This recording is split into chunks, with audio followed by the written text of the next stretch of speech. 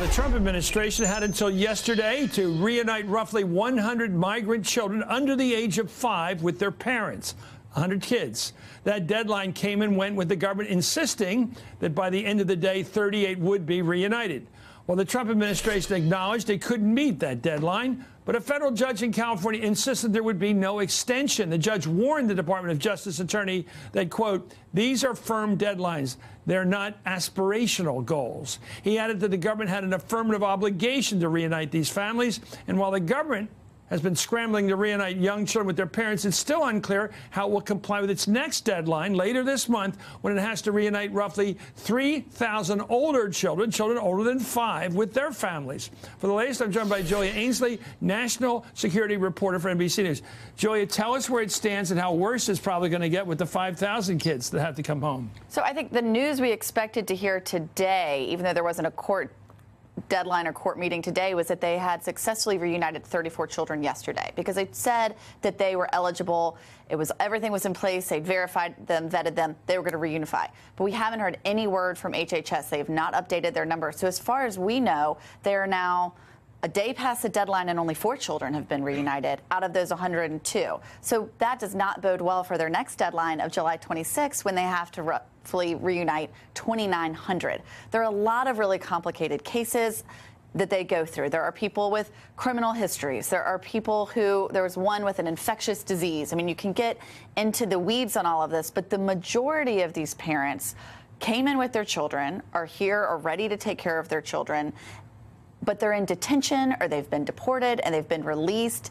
And sometimes ICE just has a hard time finding them, which is really hard to believe, given that the government started this policy in the beginning with, that they didn't have a policy to follow up at the other end to then reunite them. Well, these kids aren't human boomerangs. You send a kid off to Detroit to live with a family. First of all, you got to put a 1-year-old or 2-year-old on an airplane. Somebody obviously travels with them. Then you have to send somebody out to travel with them back, right? But on another way, there are phone systems in this country. You call up the foster parents and say, we're going to come and pick up the kid. Nice work. We'll be there tomorrow. It shouldn't be forever. Right. And I think it's almost even easier than that, because it seems that in the majority of these cases, these children were not sent out to foster homes. We know that the average time a child would spend in HHS care was about 60 days. And the policy only lasted from May 7th to June 20th. So most of them are still in HHS care, which means it should be very easy for the government to track them down. What's less hard is to find the parents. So what they did is they interviewed 3,000 children in HHS care. You just said how young some of these children are.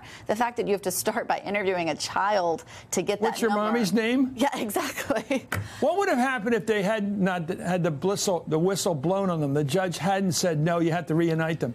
Did they ever have a plan of reuniting these kids with their parents? It's really not clear that they did. I mean, I don't think they would have to be interviewing the children if they had a plan. You are given an A number. A child would be given a number and a parent given a different number. There's a number that they could call, a hotline, but it was never a clear way of how the government was going to bring these people together. And only under this court order do they have this new system in place where they move the parents to a detention center near where the child is staying in HHS custody. They reunite them, and then they could either release them or deport them, depending on the case. But it's complicated. This looks like it makes Katrina look like Disney World. Anyway, thank you so much. Thank you, Julia Ainsley.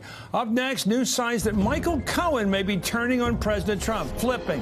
His new lawyer, Lanny Davis, says Cohen has a whole new attitude in life right now and is ready to speak his mind. How refreshing. Maybe he's going to talk. The Hardball Roundtable weighs in on that baby. And Trump's brash talk over in Europe. Was this just a warm-up act for the president's big royal visit tomorrow on Friday? Could this be the big embarrassment? You're watching Hardball.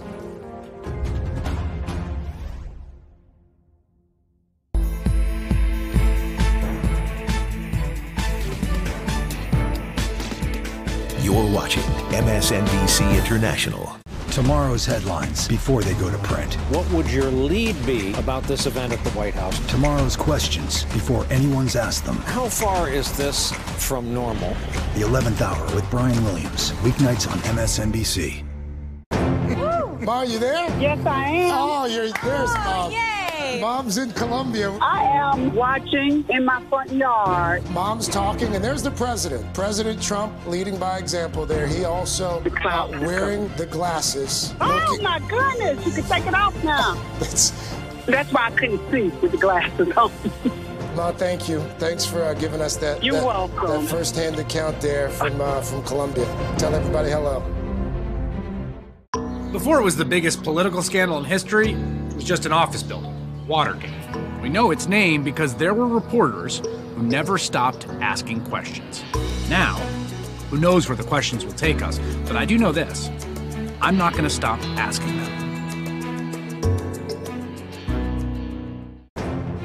We made a decision to show this, and we're not showing the White House press briefing. I'd love people to tweet me and tell me whether they think that was the right decision. And there you have history in the making. I can watch that over and over and over and over again. And you know what? It happens so easily that we're tempted to say that stuff's easy. It's not. That is really, really hard.